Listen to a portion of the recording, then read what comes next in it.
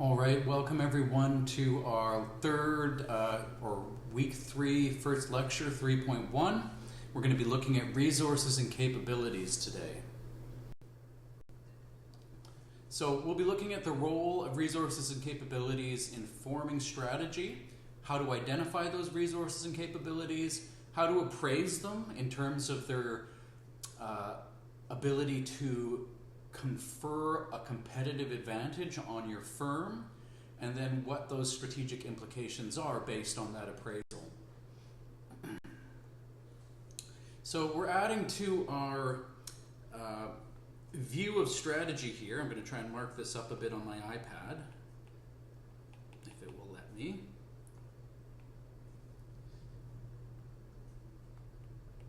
And it doesn't seem to want to, that's okay. I'll use the trusty mouse instead. So until now, we've been essentially looking at our external environment. Last week, you guys have analyzed that or are analyzing it right now. And now we're going to start looking inside the firm. And of course, strategic fit and the purpose of strategy is to link a rigorous and thoughtful analysis of both the firm environment to the industry environment or the external environment, to the extent that we can match our goals, values, resources, and capabilities and the structure of the firm pardon me, to the industry environment as we've identified it, the opportunities and threats. We essentially end up with a sort of SWOT analysis basis for forming strategy. The strategy needs to accurately assess what's inside and accurately assess what's outside in order to achieve the strategic fit that Porter talked about in the article we read. So why form strategy or take an approach that's resource-based to strategy? Well, in the same way that Michael Porter is the key sort of the godfather of industry analysis, the godfather of the resource-based, what's called the resource-based view, is a scholar called J. Barney. And he pointed out that there's more to the picture than simply analyzing your industry and finding a good position, because that ignores the resources and capabilities of the firm. If we're going to find a good position, we have to know what exactly it is that we're good at, what we're good enough at to get a competitive advantage in particular. And to some extent, Michael Porter left that, what was going on inside the firm, is a bit of a black box. And Barney, so to speak, opened up the black box and said, well, let's start talking about differences between firms in terms of what's inside, not just their positions in their given industries. Moreover, he pointed out that it's often a resource-based approach to strategy is often more stable than a position-based approach if your industry is changing quite quickly. If you think about a football game, or a football season is probably a better example if we're talking about short to medium or medium even to long term in an industry. The facts on the ground can change quite a bit. Competition really changes the lay of the land for a football team competing over a season. And the best way to form a strategy is to assess where your competitive advantage is derived internally and really mobilize those resources and capabilities that are the source of your competitive advantage in your strategy formulation.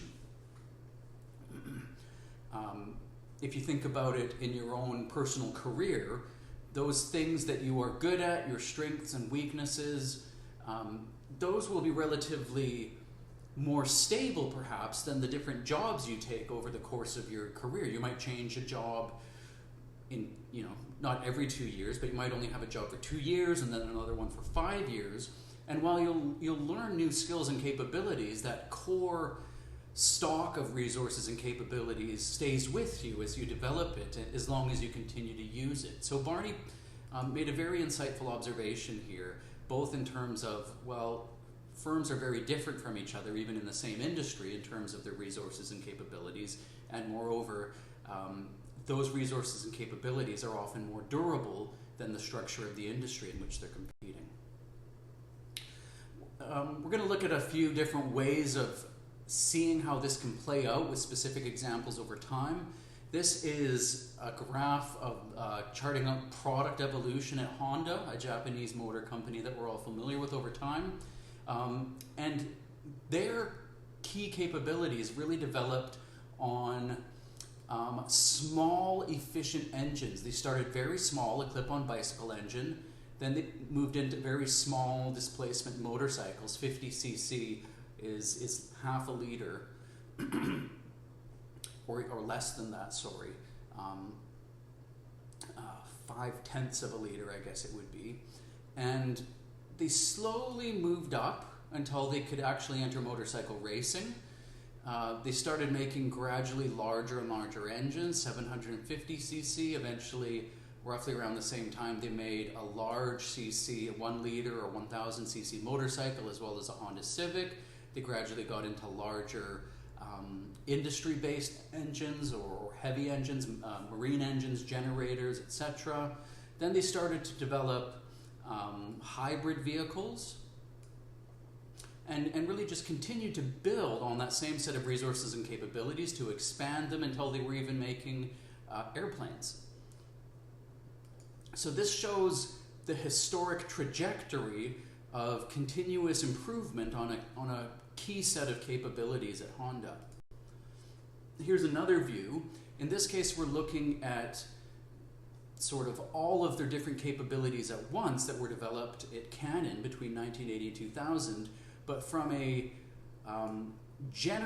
these general capabilities in precision mechanics, fine optics, microelectronics, and all the different, what you might say are categories of products that they were able to launch on the basis of these core capabilities. Some of them don't seem to be terribly related. You might even think of them as unrelated diversification, which we'll talk about at a later point in the course. But if you were to say, well, what do photocopiers and printers have to do with binoculars? Well, fine optics. What do cameras have to do with fax machines, precision mechanics, and again, fine optics? Calculators and notebook computers are both draw on their skills in microelectronics. So this is a great example of how having a few core capabilities at Canon, the three highlighted here, led to a plethora of different products over time as certain products were made obsolete by newer products, either in Canon or from competitors. They continued to adapt and build upon the same core capabilities, but release new products and adapt to their changing industry. This view, also interesting, shows how certain underlying capabilities continue to be developed over time at 3M, starting just with abrasives, right? Think sandpaper, even some mining. That moved sandpaper, brought them into and used technology in adhesives, right? Sticky surfaces, which led to Scotch tape, obviously a very successful product to this date. Post-it notes. Then they get into the medical field, surgical tapes and dressings. They're continuing to develop these technologies from adhesives to coatings and thin films. They end up in pharmaceuticals, disk storage even. Floppy disks and data storage are about what you can fit and get to adhere to a disk. And this really starts moving into things that maybe you wouldn't have, they certainly wouldn't have dreamed of back here, where they're starting to develop nanotechnology, which can be used in drug delivery systems, display screens, all sorts of different products, home care and kitchen products. And this looks ahead even a little bit to our discussion of corporate strategy in a few weeks here, and this idea that what ties all these various diversified products in their portfolio together is common capabilities that developed and became more sophisticated, and to which they added new capabilities as well over time.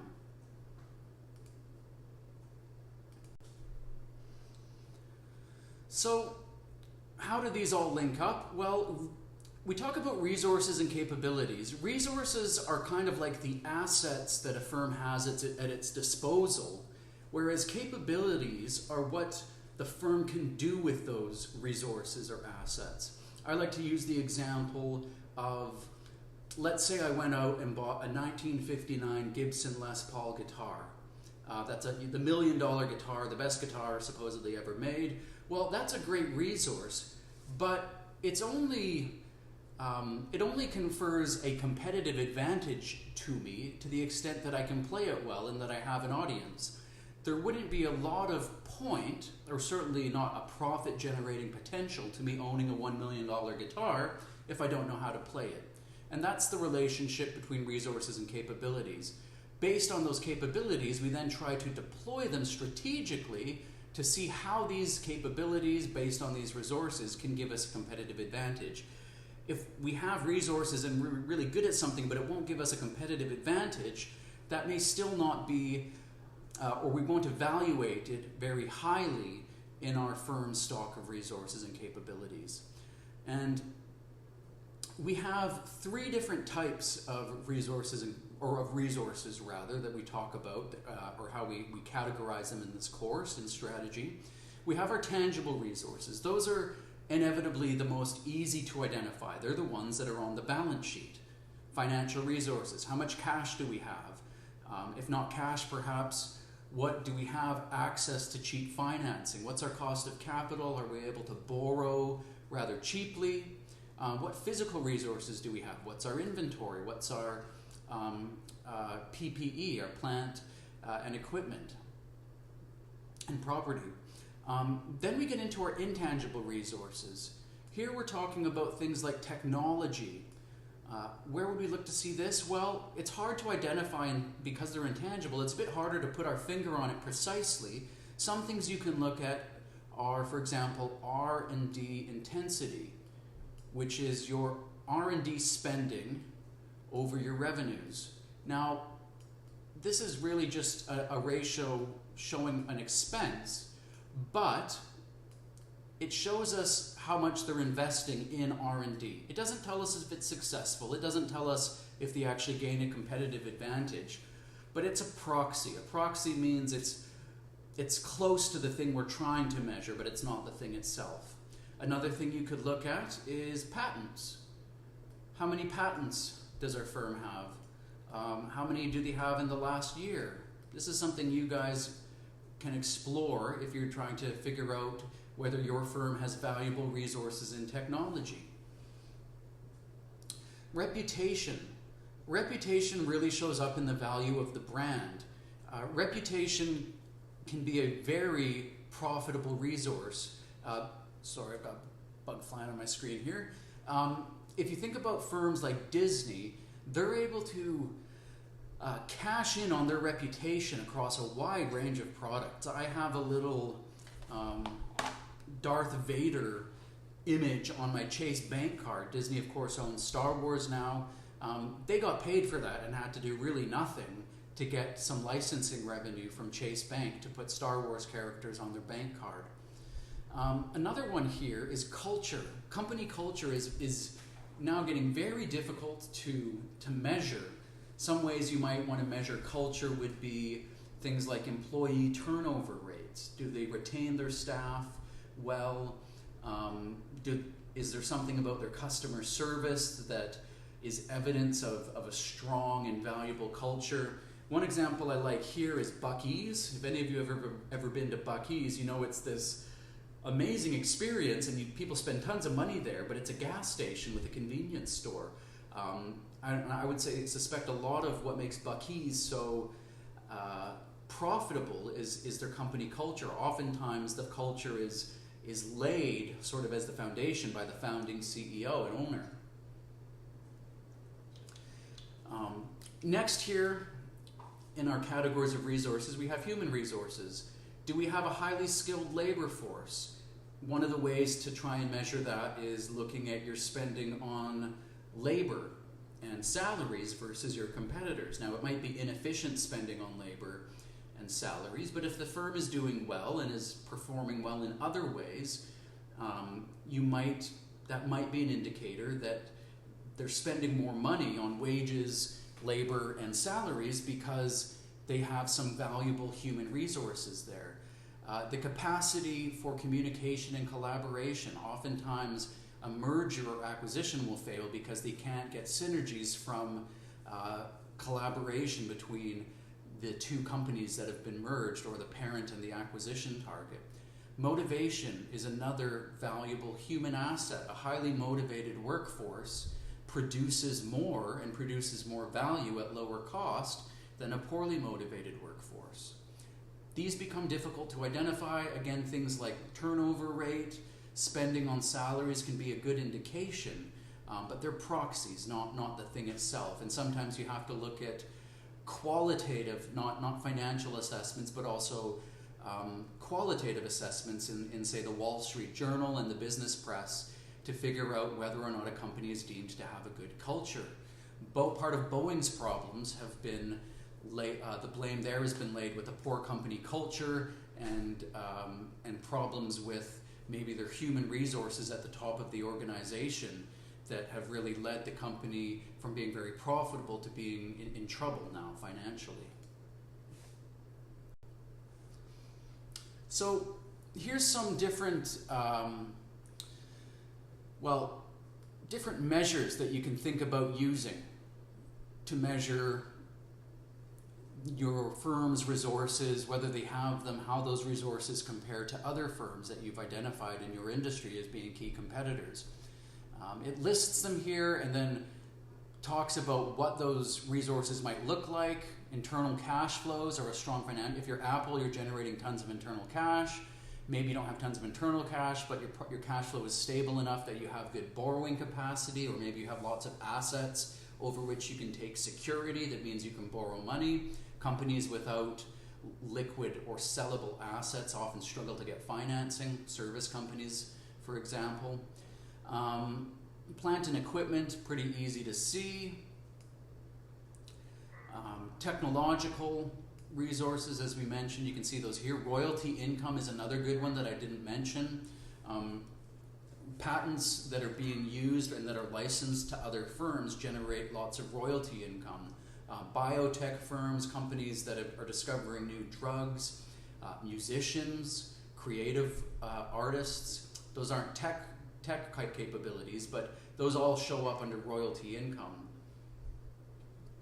The company that came up with various industry standard formats, right? Adobe owns the PDF format and licenses that out. That would show up as royalty income for Adobe. Reputation, how do we manage that? And what does it look like? Well, strong brands, customer loyalty, strong reputation with buyers and suppliers. Here we'd see brand equity. There are ways to measure that. I don't ask you to measure it, but see if you can find it for your firm. They have to be estimated. Customer retention. Companies often report on their customer retention rates. Supplier loyalty. Again, this is the sort of thing you might have to look for in the business press.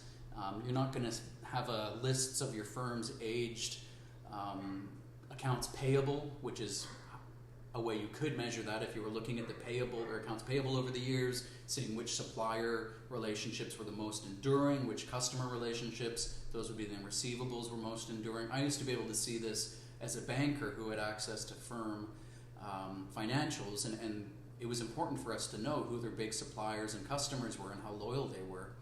Human resources, what those look like is good training, experienced staff, adaptable staff, loyal and committed employees. And some of these I mentioned already: pay rates, turnover, employee qualifications may be a bit harder to find, but see what you can find in the business press.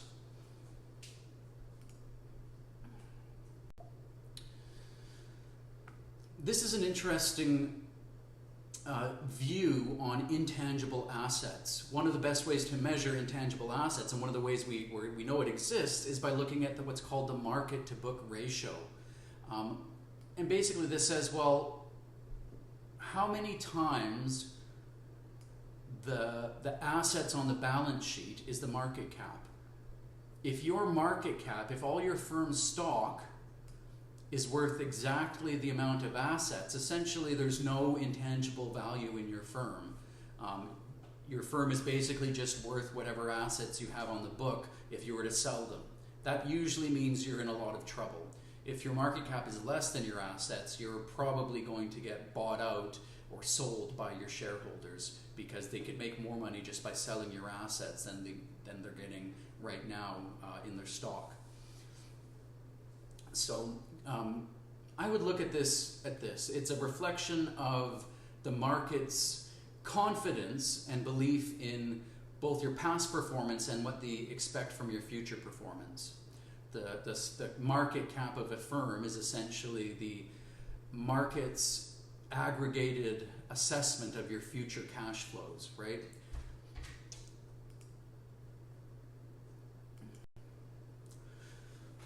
Two ways to analyze your firm's resources and capabilities. You can start from the outside or from the inside. When we do our external analysis, and our Porter's 5 forces, we come up with some key success factors. What do customers want? How do we survive the competition? And this leads to the question of, well, what resources and capabilities do we need in order to meet these key success factors, and do we have them? Are we stronger on some than others? How do our resources and capabilities and their applicability to the KSFs, the key success factors, how do our strengths in these or weaknesses in these compare with the competition? This is really what you're looking at in a SWOT analysis, or that could be the output. Or we can start from the inside of the firm. Let's look at the firm's value chain, which you guys will read about in one of your readings, and just analyze component by component. Where are our strengths? If we were to talk about Nike, well, obviously they probably have a strength in marketing and sales, which they would need to as well. I mean, both of these should arrive at the same conclusion. It's just different ways of going about it, outside in or inside out. If we were to look at a restaurant chain that's really successful, well, we'd hope that, again, probably further forward in the value chain they'd be strong. Operations, let's say at Chili's, I posted a video about Chili's. How are things in the kitchen at Chili's? Do they have any strengths in terms of how they manage a kitchen?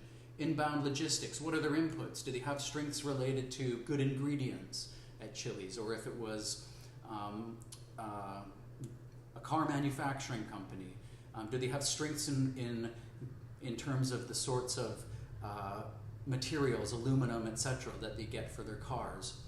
And then we also look at what's these support activities. The reason they run along the top here is because these apply to each of the primary activities, right? Human resources doesn't just deal with operations, they deal with staff along the whole of the primary activities. Same thing with IT, same thing with procurement, right? Somebody in the procurement department is buying computers for the service end of the value chain, but also buying whatever the raw inputs are at the beginning of the value chain, whether that's aluminum for cars, etc.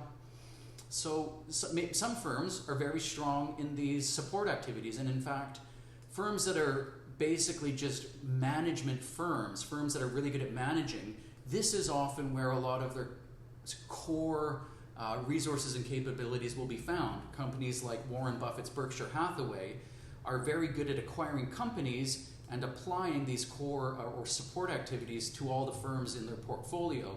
But they'll also have a stable of managers that they can deploy to new acquisitions who might be really good at operations or service or whatever. One very diversified company we talk about later is Louis Vuitton Moet Hennessy. They own multiple luxury brands, things like scotches, cognacs, but also designer handbags, Louis Vuitton, also makeup brands, all sorts of luxury brands. And if you were to say, well, what supports all these really different lines of business? Well, it would be marketing and sales. That's their strongest capability, is marketing and sales, and that allows them to be profitable in all these different lines of business that they own in their portfolio.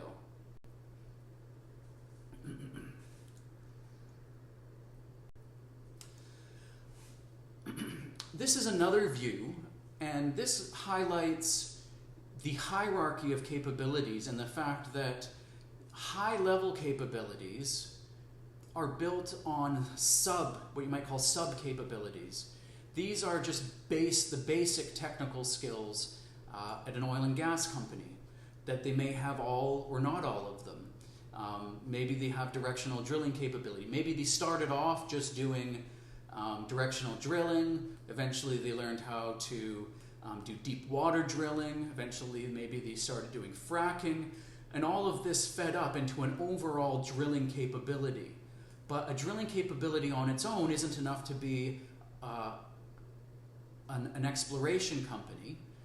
You need all these other capabilities. Each of these sub-capabilities, these medium-level meso capabilities, would have their own set of foundational capabilities. So if we were to look at all the different foundational capabilities involved in an exploration capability, there'd be dozens or more of those. And that's where this is where knowing your business really comes into play.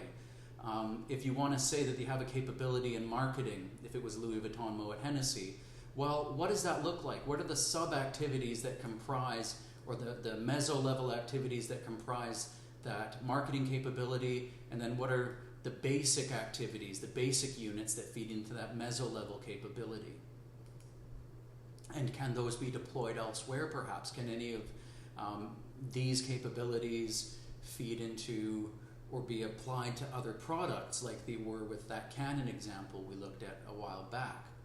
In the case of oil and gas exploration, these are fairly uni-purpose, but maybe some of these could be used elsewhere, right? Geological capability, well, that's used in multiple mining operations, so that capability could be perhaps deployed to copper mining or something else, even though it was developed in oil and gas, and maybe all the sub-activities wouldn't be applicable, or the foundational activities, but some of them would, and can be deployed as a geological capability into another type of mining exploration. We get now to an important point. So once we've identified resources and capabilities, how do we appraise their value? And there's two views on this. This is this is Grant's book, and this is his framework for appraising the value of a resource and capability. We'll look at another one in a minute that's equally valid, and I don't really care which one you use. I like this one because it forces you to go through these steps, and I think that increases the chance that you'll perform a rigorous analysis and get a good output. First thing is, it needs to be scarce. I might be really good at playing tic-tac-toe, but if everyone else is just as good as me, well, it's not that great, and it's not going to confer much competitive advantage, right? Value is related to scarcity. If there's more supply than there is demand, then people aren't going to pay that much for it because they don't have to. If I'm the only person with a certain capability, or the only firm with a certain capability, that's going to confer a lot more value. Right now, OpenAI, consumer-ready large language model AI, really there aren't many firms in that space, and OpenAI is arguably the leader. That scarcity gives their product a lot of value. Second is relevance. It might be scarce, but if nobody wants it, there's not going to be any willingness to pay. Xerox, I think it was, came up with lots of interesting patents and technological innovations in the 70s, but they weren't particularly relevant in that they weren't able to mobilize those innovations and those patents into actual products that they could sell. So relevance is also important. That determines the extent of the competitive advantage. How scarce is it, and how much do customers actually want it? How relevant is it? The next factor here, so we have how overall valuable is this thing, this resource or this capability or this resource. The next thing here is, well, how long are we likely to be able to maintain an advantage that we have? This gets at aspects of durability. How soon is an innovation likely to last before it's obsolete? Intel comes up with a new generation of chips each year, but if each one basically has a durability of 1 year in terms of the actual products, If I come up with a really clever, catchy, I don't know, product like I was thinking of this Skibbity toilet meme, and I know they were selling Skibbity toilets at Walmart. That's not a very durable competitive advantage. It's kind of a quick fad. If it's a fad, it's not going to be very durable. The next thing is, how transferable is it? If it can be transferred easily, it's more likely that advantage is going to leak out to other companies. I was watching a video about Apple's struggles with AI. One of the things Apple did to try and push its AI projects forward was it hired a VP from Google, one of its competitors. Now, that didn't actually push them very far forward, it turned out. So if they could have simply hired an engineer, or if there was a way to transfer the knowledge from Google or OpenAI to another company, that reduces the value or the durability or sustainability of that competitive advantage. I sometimes talk about it like the Krabby Patty formula from SpongeBob. Plankton is, if you've seen the show, Plankton's always trying to steal the Krabby Patty formula from Mr. Krabs' safe. If your whole competitive advantage is something like that somebody could steal and walk out of the company with, and then they could completely copy it, that's not going to be a very secure competitive advantage, right? In theory, if Plankton just hired SpongeBob and SpongeBob could make those Krabby Patties just as good at the Chum Bucket, that transferability would be a dicey and not very sustainable competitive advantage. Coca-Cola, I would argue that if their whole competitive advantage was based solely on their secret formula, I don't know how sustainable that actually is. Arguably, Coca-Cola's sustainable advantage is much more based on very good marketing and a lot of marketing spending over many, many years, good advertising, and access to very large distribution networks that are quite a barrier to entry for a newcomer. Next one is replicability. This relates to transferability, but instead of your advantage walking out the door, either because one of your staff got poached, or somebody took the knowledge to a competitor, replicability has to do with, well, can other firms see what you're doing and copy it easily? Netflix is an interesting case study here. We'll see how it goes, but Netflix's model of video streaming, they were the first to market, but it wasn't clear that other firms couldn't necessarily just do what they were doing. And it turns out that just providing a streaming platform is pretty replicable. Disney is starting to do it now, Warner Brothers, Paramount, every big studio has forwards integrated into their own streaming services, and it turns out that having the platform wasn't actually a very sustainable source of competitive advantage. It was actually ownership and access to good content was where the sustainable advantage lied. Other things that are easy to replicate, let's think here, taxi service, right? If you open up your own taxi service in a big city, well, unless you get the government to set limits and limit the number of licenses that they'll give to taxi drivers, which historically is what big cities have always done, the profits to a taxi driver always go to zero very quickly because it's such a easy to imitate strategy, or easy to imitate resource and capability. All you need is a car and a phone, especially now in the age of Uber. Appropriability talks about and gets at something that we looked at already with Porter's 5 forces, and it relates to that, but to what extent can you actually capture this value? So let's say you have something that's scarce and people are willing to pay for it, but can you actually capture that value, or will someone else get the value from your capability? One of the things here, easiest to see, is property rights. If I come up with a great invention, can I actually get a patent on it and defend that patent if somebody imitates it? The US and the West in general has benefited from very robust property rights regimes, and that's one of the reasons why so many firms are willing to invest in research and development for new technologies, new drugs, things like that. China is fairly well known for ignoring the property rights of US firms. If you open a production facility in China, the chances are that anything they like that you're doing, any capabilities or company secrets, those are going to get stolen. Relative bargaining power. This is sort of straight up five forces: power of buyers, power of suppliers. Maybe you invented the PC, like IBM, or popularized the PC, but you did something. The way the industry was structured was that you needed high-speed chips from Intel, you needed an operating system from Windows, and actually in terms of the PC itself, customers were indifferent, there was lots of competition. That reduced the bargaining power. People are willing to spend, or would theoretically be willing to spend quite a bit on a quality laptop, but it's Microsoft and Intel in the PC market that capture all the value, so it has weak appropriability vis-a-vis suppliers and buyers. Finally, there's this thing called embeddedness. What this gets at is the extent to which what you're doing is you're in a particular part of the value chain where you've made yourself valuable. We'll try to think of some good examples here. This one is less easy to recognize and a bit tricky actually even to describe. It gets into the business ecosystem view.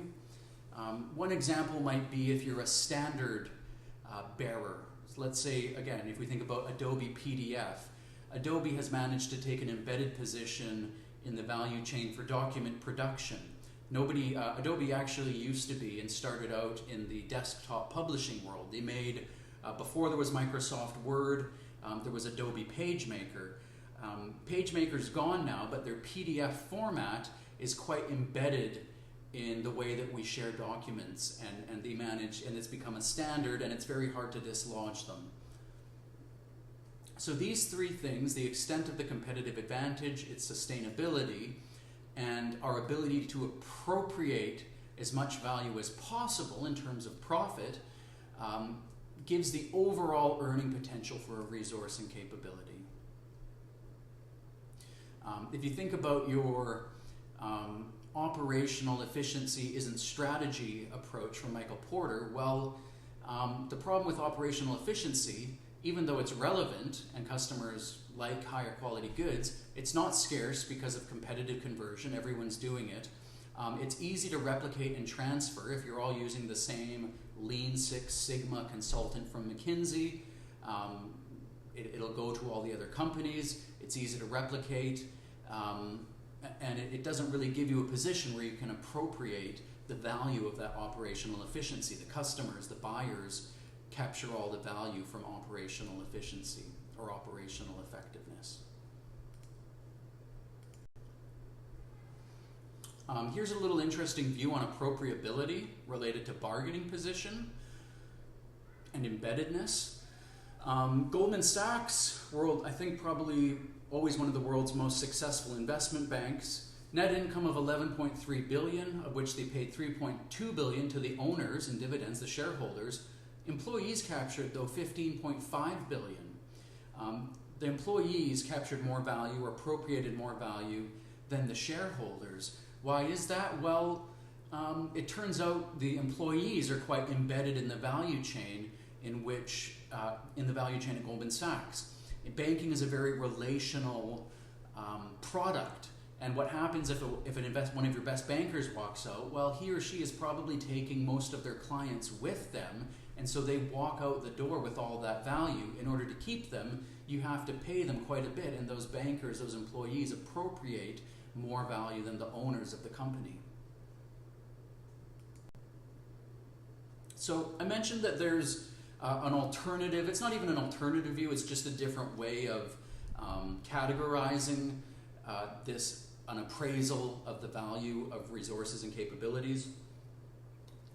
It comes from Jay Barney, the fellow who came up with the resource-based view, or RBV, as it's abbreviated in my discipline.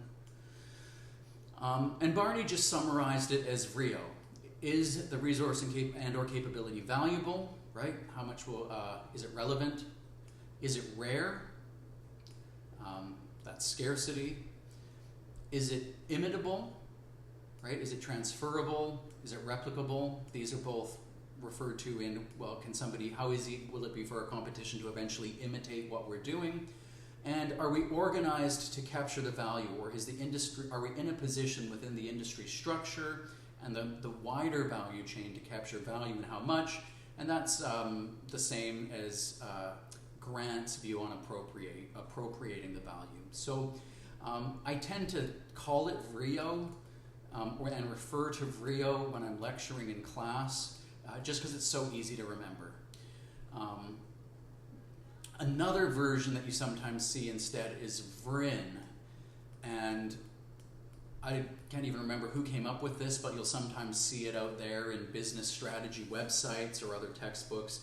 And here they've replaced this organization or appropriability dimension with non-substitutable, which again has a Porter flavor, the threat of substitutes. I'm not going to write the whole thing out here, but non-sub is what that refers to, non-substitutable when we're talking about VRIN. But we don't talk about that in this course. We just say VRIO, and like I said, I'm happy for you to use either approach as long as you cover the most important aspects of your resources and capabilities. This gives you a slightly longer list. Arguably, these two are so similar as to make no difference. So take your pick. Now, once we've appraised these, how do we form them into strategy? Well, we can categorize them in terms of whether they are strengths or weaknesses on this dimension, and how actually important, or maybe we might say how valuable they are based on that prior appraisal. If we're really good at something that isn't particularly important or won't generate much profit, well, that's a superfluous strength.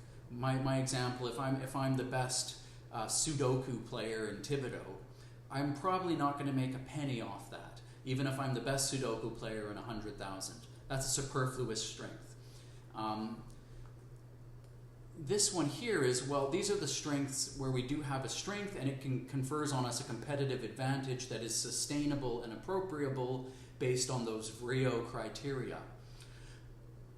Looking at our weaknesses, well, perhaps I'm not very good at something that doesn't matter anyways. I'm a terrible chess player, but it doesn't really impact my day-to-day life because I don't have to actually play chess. My salary has never suffered, or my lifetime earnings I don't think have suffered in any way because of my poor chess skills. That's an irrelevant weakness for me.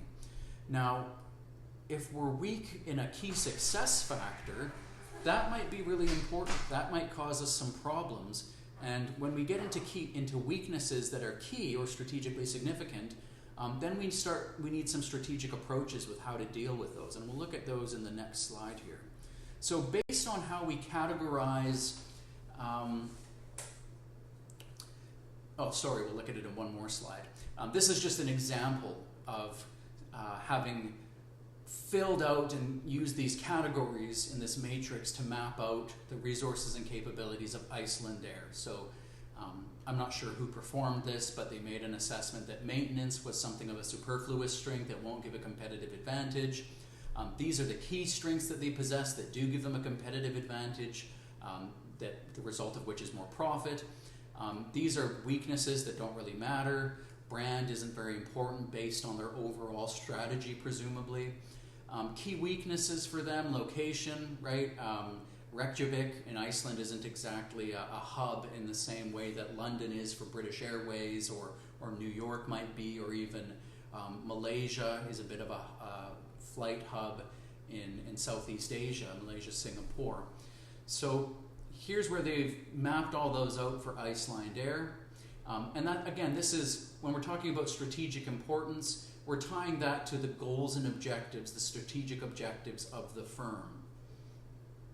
So this is a critical input, right? The VRIO tells us this stuff, and just a SWOT analysis even, and then the strategic importance comes from our goals and objectives.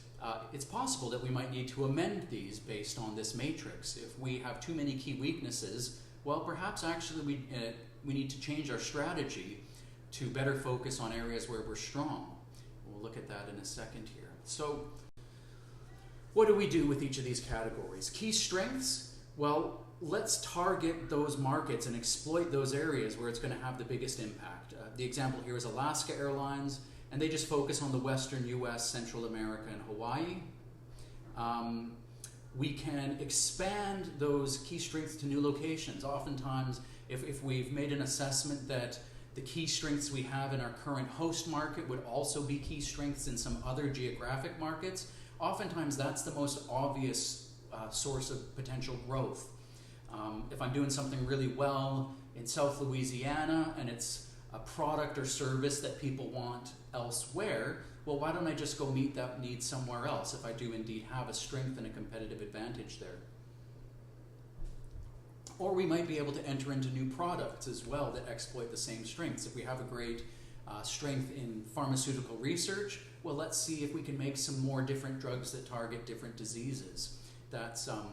These are looking at scope of the firm in these two cases. This would be geographic scope. I'm just going to put a G here. This would be product scope, or horizontal scope sometimes it's called, as opposed to vertical scope, which we'll talk about later. What do we do with our weaknesses? Well, maybe we can fix them. Maybe we can invest through R&D or training, but oftentimes resources and capabilities take a long time to develop. That's one of the things that makes them valuable. The best resources and capabilities, brand reputation, for example, you can't just buy a brand reputation.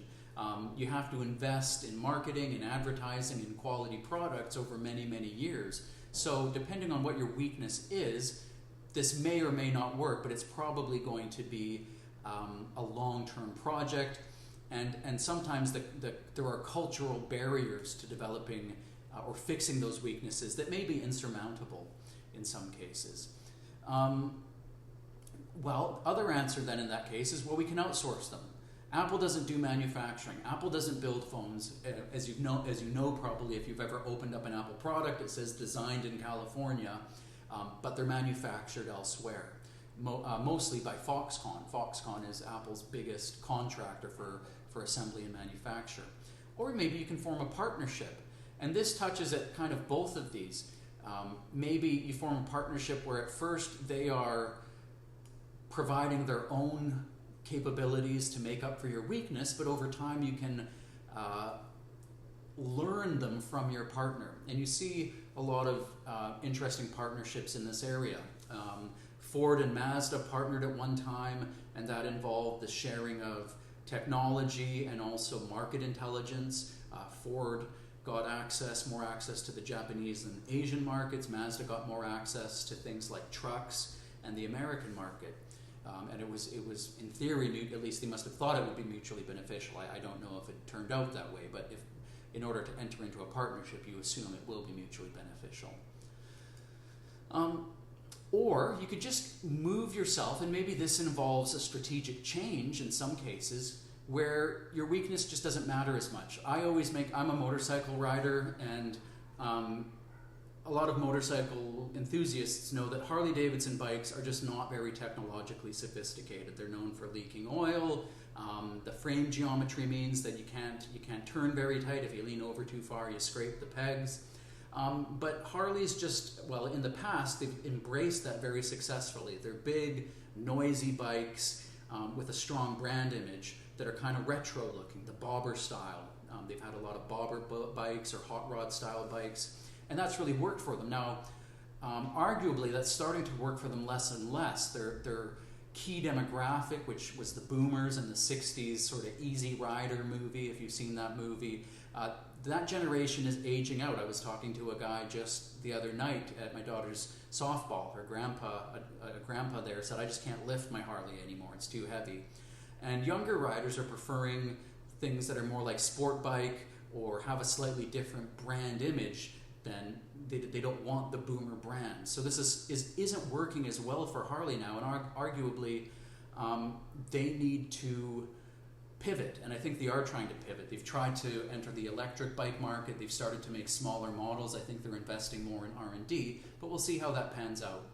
Finally, superfluous strengths. Well, is there somewhere else we could deploy this strength? Maybe we have a patent or a strength in particular R&D that we don't currently have a product for, but maybe we could find a good use for that product. And I mean, examples abound, especially in certain scientific discoveries. I was reading about the discovery of penicillin the other day. It was a mold, and I forget the name. You guys probably know. You're closer to high school biology than I am. But the individual who discovered the mold on which penicillin was based didn't know it had any use, and it was only later that someone found a practical use for that as an antibiotic. So see if there's other ways you can exploit strengths that in your current strategy don't figure. So overall summary and framework that you guys are going to use for your internal analysis for analyzing your internal resources and capabilities. First thing you need to do, figure out what they are. Use those categories: tangible, intangible, human, to find your resources. See what capabilities are built on those resources. Do your VRIO or your grant framework appraisal to figure out if they can provide an enduring, sustainable advantage. And then figure out how those can tie into your strategy based on that matrix we looked at. What are our key strengths? What are our key weaknesses? What are our superfluous strengths and our irrelevant weaknesses? And how are we best adapting our strategy based on that assessment, right? How can we exploit our strengths? And you want to tie this, of course, when we get to the strategy level, we're tying this to our external analysis as well of the industry structure and the pest or pestle environment. And then same thing with our weaknesses. How can we mitigate them? Can we invest internally? Can we outsource? Or can we choose a segment and target a group where it just doesn't matter as much? Good. That's all for this lecture. Looking forward to seeing you guys in the next one. Have a great day.